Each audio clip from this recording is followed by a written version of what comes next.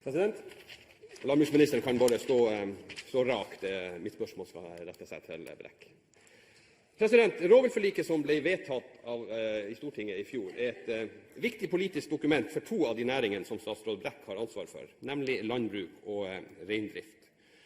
Og I en engasjert artikkel i Trønderavisa fra 17. februar 2012 så ser jeg at statsråd Brekk er sitert på at SV sin opptreden i rovviltpolitikken truer rovviltforlikets legitimitet i Stortinget. Her vil jeg gjerne legge til at de som er virkelig trua, det er jo lovlige næringer som landbruket, reiselivet og reindrifta, når man ser på hvordan SV forvalter det fagområdet sitt. Det er høyst uvanlig i norsk politisk historie at man har to små partier, her kan dere lese Senterpartiet og SV, som opptrer som privatpraktiserende regjeringsmedlemmer. Regjeringen kom uvanlig nok til Stortinget for å be om et forlik i rovviltsaken. Man kom til Stortinget med en delt innstilling. Stortinget tok ansvar og fikk forhandlet frem et godt vedtak, som ble godt tatt imot av næringen ute.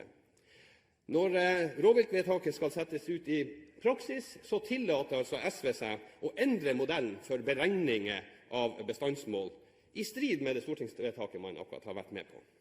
I tillegg overkjører man et annet viktig poeng i rovviltforliket, som var det regionale styringen av rovviltpolitikken.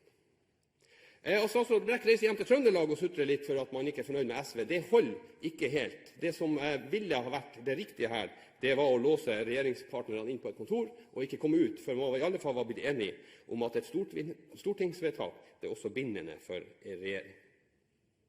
Nå ser man heller på det som veiledende. Nå er det jo ikke helt nytt at SV lager sine egne regler, men vi kan nesten ikke være bekjent av det på vegne av de næringene vi har ansvar for. Er statsråden riktig sitert i Trønderavisa, og hva mener statsråden han kan gjøre for å få forvaltningen av rovviltvedtaket inn på rett spor? Ja, presidenten må bare få bemerke at forvaltningen av rovviltvedtaket ligger konstitusjonelt under en annen statsråd, men det vil ikke forundre presidenten om statsråden allikevel ønsker å svare. Ja, president, det vil jeg svært gjerne.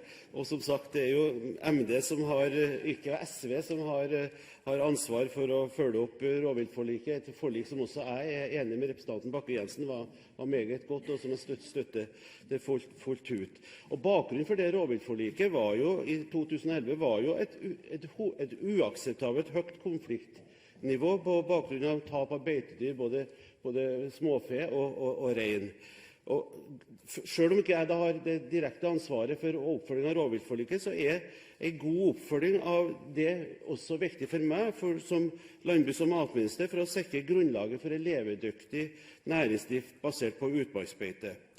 Den styrkingen av lokale forvaltninger som jeg da har kommentert i denne artikkelen som representanten Bakke-Jensen nevner, det var et viktig punkt etter min mening i rovviltforliket i 2011. Det har med gaupe å gjøre, og gaupa står for 1/3 i dag av erstattet sau tapt til rovvilt og er største skadegjører på tamrein.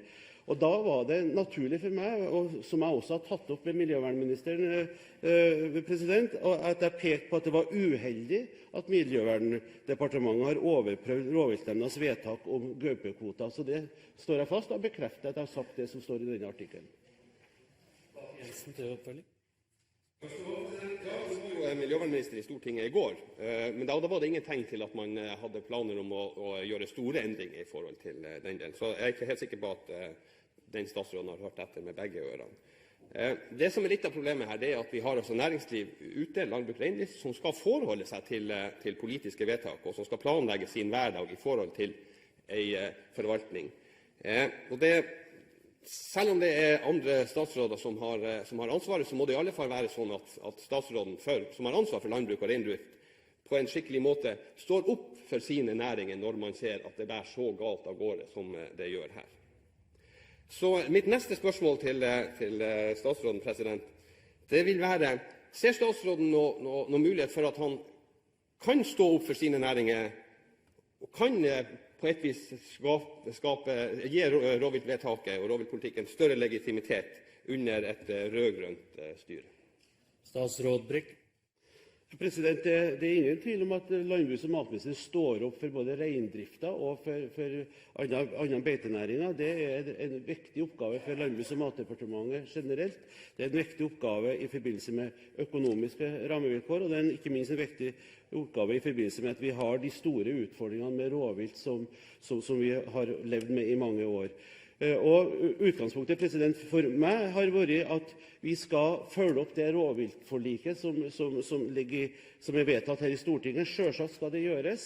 At det er diskusjoner mellom SV og Senterpartiet på dette området, det har det vært bestandig, og det vil det sikkert være i framtiden. Min ambisjon er jo selvsagt å sørge for at vi får en situasjon der rovviltnemndenes vedtak blir det som blir utgangspunktet, og det er det jeg har også tatt opp med miljøvernministeren i direkte kontakt.